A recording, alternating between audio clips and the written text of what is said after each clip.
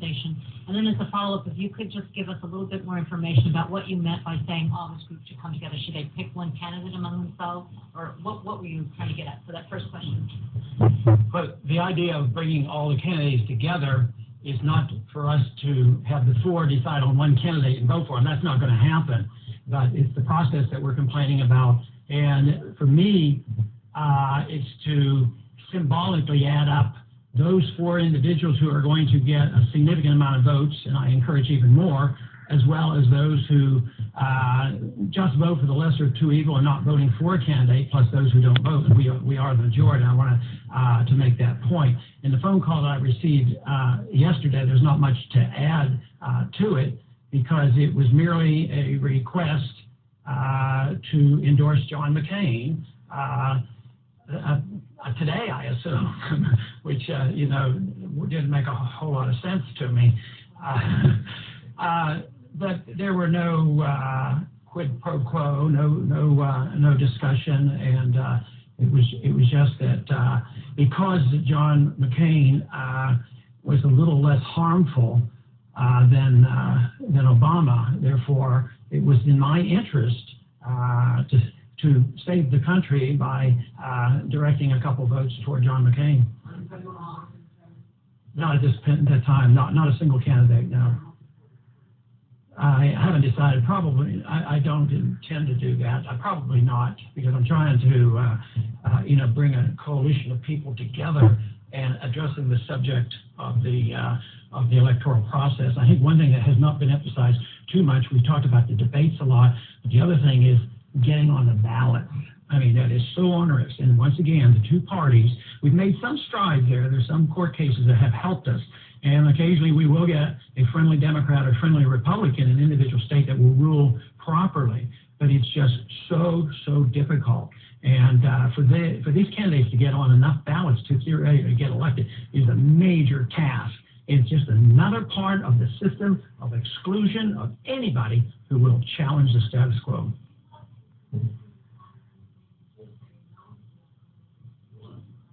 Well, I think he knew the answer was no when I absolutely said no. I mean, it was left, if you change your mind, call me back. So I think he knew that it was not a likely thing for me to do. And this is not new news, you know. I think for 3, 4, 5 months, you know, they said, do you plan to support John McCain? And my answer has always been very simple. No, he essentially supports none of my positions, especially, you know, and the foreign policy has been such an important issue to me, and the Federal Reserve and these other things, and Patriot Act, civil liberties. There's been no indication that he supported that. So I've always said, no, how could I support a candidate that doesn't support the positions that I've supported for 30 years? I would have to reject everything I believed in and worked for and voted for. And I said, it might diminish my credibility, so I don't think I'll be doing that. And Anna Moya, Russia Today. First of all, Dr. Paul, I just want to say, I don't know if you remember me, but it was a pleasure interviewing you in South Carolina. And our channel is really interested in doing another sit-down interview with you as well as with the rest of the candidates. In fact, I have contacted all of your campaigns. It's a bit difficult with all of the bureaucracy, but we want to give you the coverage that the American media is not giving you. So before you run out, I just want to say that. So, and my question is about the current situation in Georgia. I know that you made several statements yesterday during the hearings on Capitol Hill. If you can give us a little bit more in terms of, especially when it comes to McCain and Obama, how do you think this is going to affect U.S.-Russia relations? And the question goes for all of the candidates. Thank you. Okay. She asked about the hearings we held yesterday on international relations, and I'm on that committee, and the subject was Georgia and Russia. And quite frankly, I went there very discouraged and thinking that it would be such a continuation of pure propaganda. Of course, that's what the administration official did. It was to propagandize that it was only Russia's fault, had nothing to do with Georgia. And where I expressed my pleasure in my opening statement was that maybe we're having an effect because there was a shift in sentiment among members who are usually robotic in just doing anything is to stir up more antagonism and wanting to stir up the Cold War.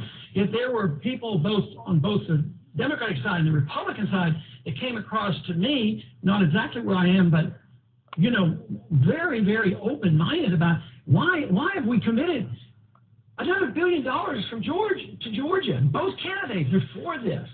And of course, there was total denial from the administration that had anything to do with it. It just happens to have an oil pipeline going around there, and to skirt the Russians and all this, and for us to be doing this. So I thought we made some good points. I was very encouraged by this.